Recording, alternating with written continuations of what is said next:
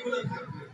চারজন মহাপুরুষের নাম লিখে দেবো, এই মহাপুরুষদের বাড়ি লেখো, 2 করে মার্কস, কেমন? তাহলে এগুলো তোমরা লিখে দেবে এবং এগুলো মুখস্থ করার চেষ্টা করবে, তোমাদের জীবন পাল্টে যাবে, তোমাদের জীবন দেখবে একের এক। তোমরা বই থেকে দাগ দিয়েছো, ঠিক চিহ্ন দিয়েছো, একের এক।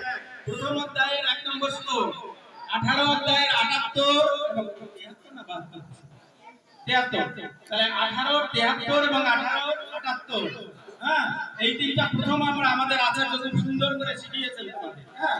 তাহলে এই তিনটা 73, এই তিনটা শ্লোক,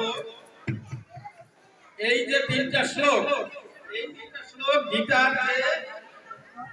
যে চারজন বক্তা আছেন, চারজন বক্তা, শ্রী ভগবান বাদে আর যে তিনজন আছেন, একজন হলো ধৃতরাষ্ট্র, এই একের এক হলো ধৃতরাষ্ট্রের, একের এক ধৃতরাষ্ট্র 18